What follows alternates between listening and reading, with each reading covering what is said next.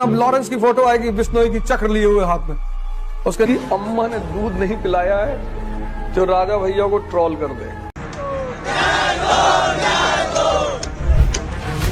अपनी क्लास में वो सबसे ज्यादा करके सेक्सुअल एक्टिविटी की बात करते हैं। कौन बजाएंगे?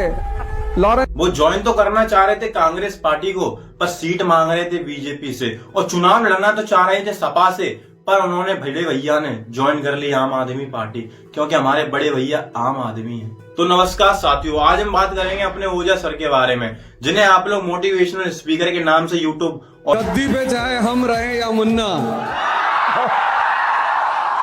नियम सेम ही रहेगा और अन्य सभी प्लेटफॉर्मों पे जानते हैं। और वो मोटिवेशनल स्पीकर होने के साथ साथ बच्चों को बंदूक भी चलाना सिखाते हैं, और उन बच्चों को बंदूक चलाना सिखाते हैं जो बच्चे अपने घर से एक नया सपना लेके आए, आईएएस की तैयारी, आईपीएस की तैयारी करने के लिए घर से निकल के आए। और अगर मैंने आईएएस की बात छेड़ दी है तो समझते इसके पीछे का माफिया राज कि एक इंस्टीट्यूट का प्रॉफिट रेशियो जो है 100 करोड़ से ज्यादा है।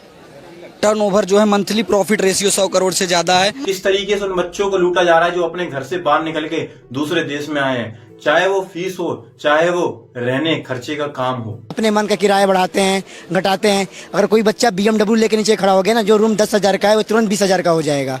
और ये जो बात है 27 जुलाई की, तान्या, श्रेया और नवीन का हादसा सामने आता है। इन तीनों की बच्चों की मृत्यु बेसमेंट में पानी से भरने से हुई थी। इसी हादसे के ऊपर दया किशन चौहान एक बात लिखते हैं कि कभी जिस दिल्ली को दिलवालों का शहर कहा जाता था, उसका दिल मर चुका है। यहाँ भाई पीएम भी रहते हैं, यहाँ भाई सीएम भी रहते हैं, और जहाँ भाई सभी वो बड़े अधिकारी भी रहते हैं जो भारत को फिर से एक सोने की चिड़िया बनाने का कहते हैं।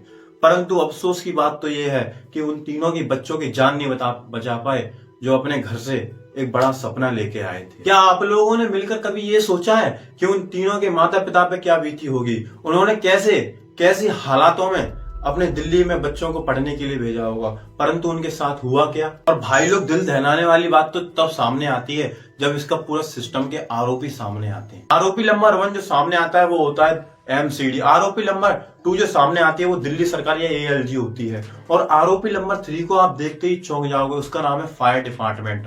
और आरोपी नंबर 4 दिल्ली पुलिस, जो दिल्ली की है। अब आपके दिमाग में क्वेश्चन उठा हुआ है, इनसे हमारा क्या मतलब? पर इनसे सीधा मतलब निकलता है, इनसे हमें पता चलता है कि इस चंजे धंधे के मॉडल में पूरा टीचर ही नहीं, पूरा सिस्टम जुड़ा हुआ है। जब फीस की बात आती है तो हमारे ओझा सर किसी के पीछे नहीं है, क्योंकि हमारे ओझा सर की जो फीस है वो 1 लाख रुपए है। और ये मैं नहीं, ये भैया कह रहे हैं हमारे कि लाख फीस क्यों है? ऑनलाइन पढ़ाएं या कैसे भी पढ़ाएं, वो कम कर दे फीस, 50,000 फीस कर दें, लाखों के ऊपर क्यों फीस है?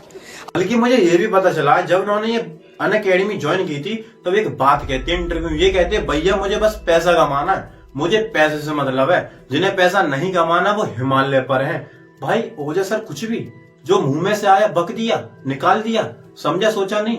कुछ पांडे नाम का लड़का जो एक ओझा सर का एक स्टूडेंट रह चुका है, वो साफ साफ कहता है कि हमारे ओझा सर जब क्लास में आते थे ना तो पढ़ाने से ज्यादा सेक्सुअली बातें ज्यादा करते थे। अपनी क्लास में वो सबसे ज्यादा करके सेक्सुअल एक्टिविटी की बात करते हैं, ज्यादा करते थे। और लवकुश पांडे ये भी बताता है जब 1.5 घंटे की क्लास होती थी ना तो मात्र 20 मिनट पढ़ाया जाता था, बाकी मिनट में ये बताने में निकाल दिया जाता था कि भैया मैं इलेक्शन लड़ने गया था भाइयों बहनों, वहां पे मुझे टिकट नहीं मिली, और फिर टिकट मिली तो मायावती बहन मुझसे ये कहती है कि आप मेरी पार्टी में आ जाओ, आपका सम्मान होना चाहिए क्योंकि आप टीचर हो। तो मैं इनसे ये पूछना चाहता हूँ, अगर आपका सम्मान होगा तो अपमान किसका होगा? मुझे लगता है इन बातों से कि ओझा सर आईएएस की तैयारी नहीं, इलेक्शन की तैयारी करवाते हैं। चलो आ जाओ बच्चों, तुम आईएएस IPS नहीं बनोगे, तुम्हें हम इलेक्शन लड़वाना सिखाएंगे, तुम सांसद बनोगे। इस आर्टिकल में देख सकते हो कि हमारे अवध ओझा सर ने आम आदमी पार्टी ज्वाइन कर ली है, और उन्हें केजरीवाल ने दिलाई शपथ। अगर हम इन सभी स्कैमों की बात करने बैठ गए ना तो पूरी साल खत्म हो जाएगी, पर ये स्कैम खत्म नहीं होंगे। इसलिए मेरा अपने भारत के शिक्षा मंत्री श्री धर्मेंद्र प्रधान जी से निवेदन है कि वो जाएं दिल्ली और बच्चों की हालत देखें कि किस तरीके से उन लोगों को लूटा जा रहा है, चाहे वो फीस हो या वो रहने का या वो खाने की चीज हो। एक लड़की सोशल मीडिया पर आकर ये कहती है कि हमारे ओझा सर पढ़ाते कम थे, ज्ञान ज्यादा फैलते थे। लड़की की बात जब सोशल मीडिया पर फैलती है तो एक यूजर लिखता है कि जो ओझा नहीं बच्चों के भविष्य का बोझा बन गया है। तभी एक यूजर और लिख के भेजता है, रील बनाकर बच्चों को गुमराह करता है। और एक यूजर लिखता है कि ऐसे टीचर बस पॉडकास्ट में दिखते हैं, ये पढ़ाने नहीं आते। अच्छे टीचर पॉडकास्ट में नहीं, वो दिखावा नहीं, वो अच्छा पढ़ाते हैं। पर एक यूजर लिख के भेजता है कि ओजस सर का इन्फ्लुएंस खत्म हो रहा है, बकैती तो करता ही है। और मैं अपनी बातों को झूठ मानना था, इसलिए मैंने इनके यूट्यूब चैनल के अंदर जाकर एक वीडियो को देखा। एक वीडियो में ये बताते हैं, और ये वीडियो के अंदर कहते हैं कि 2024 का प्रधानमंत्री होगा लॉरेंस बिश्नोई, और 34 में प्रधानमंत्री हमें बनाएगा अपना सलाहकार। फिर देखते 34 में प्रधानमंत्री और हमको बनाएगा अपना सलाहकार। हैं कौन हमारा क्या बिगाड़ता है। ये देखो, ये हैं आईएएस की तैयारी करने वाले, जो बच्चों को ये सिखाते हैं क्लास में। असल में ऐसे लोग आपके दिमाग का ब्रेन वॉश कर देते हैं, जिससे आपको इनकी गलतियां भी अच्छा ही लगती हैं। अगर आपको भी इनकी कोई पढ़ाई करते हुए दिख रहा है तो समझाना उनका ब्रेन वॉश हुआ है।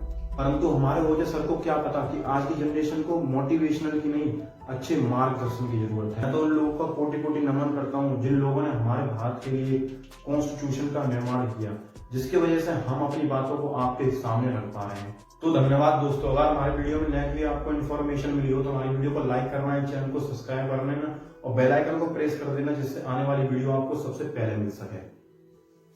और हाँ, ऐसे लोगों से थोड़ा दूर रहना, क्योंकि ये आपके दिमाग का ब्रेन वॉश कर देते हैं।